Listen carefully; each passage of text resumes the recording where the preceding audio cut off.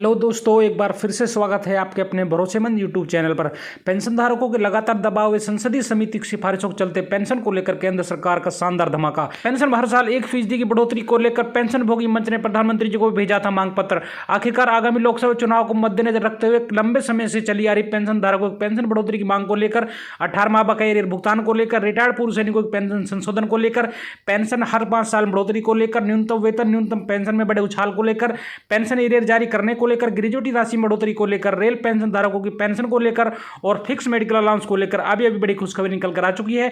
जानेंगे सभी खबरों को विस्तार से। सबसे पहले वीडियो को लाइक कर दीजिए, क्योंकि एक लाइक हमारी मेहनत का फल होता है। साथ में चैनल पर फर्स्ट टाइम विजिट किया तो चैनल को सब्सक्राइब करके बेल आइकन दबा दीजिए, ताकि कर्मचारियों, पेंशन भोगी और जवानों से संबंधित वीडियो को नोटिफिकेशन आपके पास पहुंचे सबसे पहले। तो चलिए जानते हैं खबरों को विस्तार से बिना किसी देरी के। पेंशन बढ़ोतरी को लेकर आई बड़ी खुशखबरी से पहले एक और बड़ी खबर की बात करते हैं। चुनाव के दौरान पेंशनरों को बड़ी सौगात देने की तैयारी हो रही है। उनके सालों पुरानी मांग पर केंद्र सरकार विचार कर रही है। इसके तहत रिटायरमेंट के हर 5 साल बाद 5% की पेंशन वृद्धि की तैयारी की जा रही है। अभी तक सेवानिवृत्ति के बाद पेंशन वृद्धि 80 साल की उम्र के बाद होती रही है, लेकिन अब इस फैसले को बदलने की कवायद तेज हो गई है। सरकार ने सभी विभागों से 60 से 100 उम्र वाले पेंशनरों का पूरा ब्यौरा तलब कर लिया है।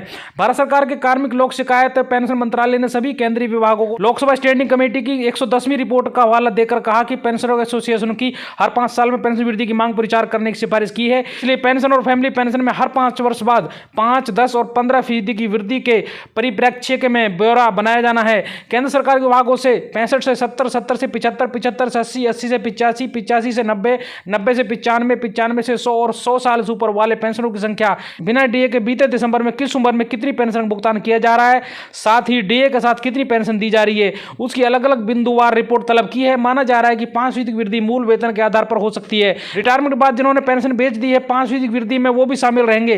पेंशन का गुणा भाग आधे मूल वेतन पर ही होगा। 20% के बाद वृद्धि नहीं होगी। पेंशनर फोरम महामंत्री आनंद अवस्थी ने बताया, केंद्र सरकार ने सालों पुरानी मांग को पूरा करने की ओर कदम बढ़ा दिए हैं। इस तरह बढ़ोतरी से शहर के 48,000, यूपी के 3 लाख और देश में 60 पेंशनरों को फायदा होगा। 60 साल बाद पेंशन बेचने के बाद भी वृद्धि पर फर्क नहीं पड़ेगा। बढ़ोतरी में डीए शामिल नहीं होगा। केंद्र सरकार की तरफ से राज्यसभा में जानकारी दी गई कि पूर्व सैनिकों को किस तरह से पेंशन दी जा रही है। सरकार ने यह भी बताया कि वो किस तरह से पेंशन के हकदार बनते हैं और कितना फायदा उन्हें मिलता है। सरकार की तरफ से पिछले कुछ वर्षों से पूर्व सैनिकों को मिलने वाली पेंशन स्कीम में बदलाव किए गए हैं। राज्यसभा में राज्य मंत्री द्वारा जानकारी दी गई कि सरकार की तरफ से बताया गया है कि 50% पेंशन आखिरी बेसिक पेपर होती है और पूर्व सैनिकों की तरफ से निकाली जाती है। सर्विस पेंशन हासिल करने के लिए कमीशन्ड ऑफिसर के लिए 20 साल की सर्विस और 15 साल की सर्विस ऑफिसर रैंक से नीचे के सैनिकों की होती है। पूर्व सैनिकों की पेंशन में समय समय पर कई सेंट्रल पे कमीशन की तरफ से दी गई सिफारिशों के आधार पर बदलाव किए गए हैं। इसके अलावा कई सरकारी नीति से जुड़ी चिट्ठी को भी जारी किया गया है। इसी वजह से पेंशन और फैमिली पेंशन में इजाफा हुआ है। जो जानकारी सरकार की तरफ से दी गई है उसके मुताबिक भारतीय सेना, वायुसेना, नौसेनाओं के पूर्व सैनिकों को इस तरह के पेंशन दिए जाने की सुविधा है। अगली बड़ी खबर की बात करते हैं। देश भर के 1 करोड़ पेंशन धारकों के लिए बहुत बड़ी खुशखबरी निकल कर आ चुकी है। अक्सर देखा गया है कि पेंशन भोगी अभाव में जीते हैं, क्योंकि उनकी पेंशन काफी कम होती है। ऐसे में वो अपना गुजारा नहीं कर पाते हैं। उसी को देखते हुए संसदीय समिति ने सिफारिश दिया था कि पेंशन में 65 साल से ही एडिशनल पेंशन का फायदा दिया जाए। अभी के नियम के हिसाब से 80 साल पूरी होने पर उनकी पेंशन में 20% बढ़ोतरी की जाती है, लेकिन ऐसी बढ़ोतरी का कोई फायदा नहीं होता, क्योंकि उतनी उम्र तक बहुत ही कम पेंशन धारक जिंदा रह पाते हैं। पेंशन धारकों की कठिनाई को देखते हुए संसदीय समिति ने एडिशनल पेंशन को लेकर केंद्र सरकार को 2 प्रस्ताव दिए थे। पहला प्रस्ताव यह था कि हर साल पेंशन में 1% की बढ़ोतरी की जाए। वहीं दूसरा प्रस्ताव था कि अगर सरकार हर साल 1% की बढ़ोतरी नहीं कर पाती है तो हर 5 साल में 5% की बढ़ोतरी की जाए। संसदीय समिति ने देखा कि बहुत सारे पेंशनभोगी कठिनाई में अपना जीवन बिताते हैं। उसी को देखते हुए पेंशन में बढ़ोतरी की जानी चाहिए, क्योंकि देश की आर्थिक स्थिति के हिसाब से पेंशन काफी कम है। दूसरे देशों में पेंशन धारकों को अच्छी खासी पेंशन मिलती है, लेकिन भारत में पेंशन की मात्रा दर बहुत कम है। ऐसे में पेंशनभोगी अपना जीवन कैसे बिताएंगे, उसी को लेकर संसदीय समिति ने केंद्र सरकार के पास प्रस्ताव भेजा। संसदीय समिति की सिफारिश के बाद केंद्र सरकार ने सभी विभागों से पेंशन धारकों को डाटा मंगाया था। कितने पेंशनभोगी 65 साल के हैं और कितने पेंशनभोगी 70 साल के हैं, कितने पेंशनभोगी 75 साल के हैं। इस प्रकार से विभागों ने डाटा केंद्र सरकार को सौंप दिया है और केंद्र सरकार ने इस डाटा को वे विभाग के पास मंजूरी के लिए भेज दिया है। वे विभाग की मंजूरी मिलते ही पेंशन धारकों की पेंशन में इस प्रकार से बढ़ोतरी कर दी जाएगी। अगली बड़ी खबर की बात करें तो सरकार ने देश के पूर्व सैनिकों को बड़ा तोहफा दिया है। उनकी पेंशन में रिवीजन करने का फैसला कर लिया गया है। इससे 2006 से पहले रिटायर्ड जवानों और अफसरों की पेंशन बढ़ जाएगी। वो पेंशनर हैं जो 5वें वेतन आयोग में 6500 से 10,000 रुपए पे स्केल के लिए तहत पेंशन पा रहे थे। ये रिवीजन 1 जनवरी 2016 से माना जाएगा। केंद्रीय और राज्य कर्मचारियों के लिए 7 वेतन आयोग भी इसी तारीख से लागू है।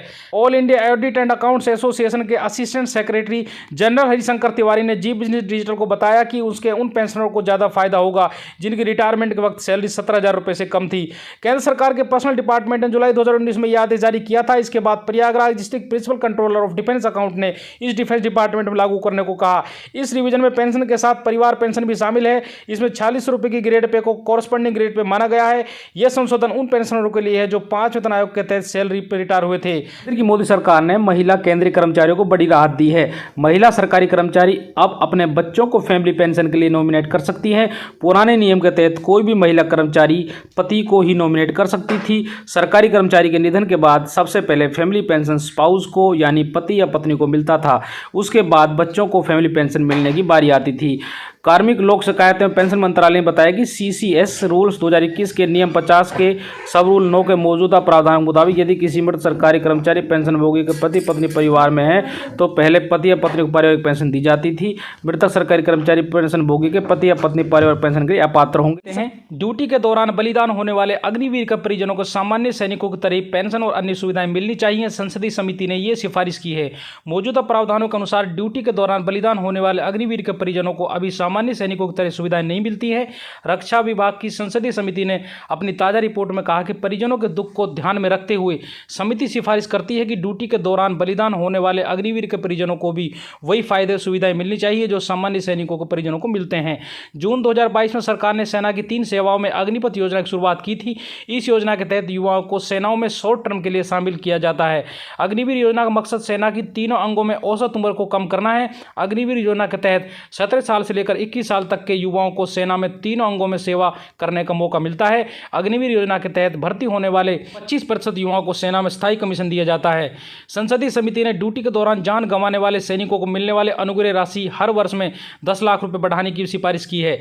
रक्षा मंत्रालय ने समिति को बताया कि अभी ड्यूटी के दौरान हादसे या आतंकी हिंसा या असामाजिक तत्वों के हमले में जान गंवाने वाले सैनिकों के परिजनों को 25 लाख रुपए अनुग्रह राशि मिलती है।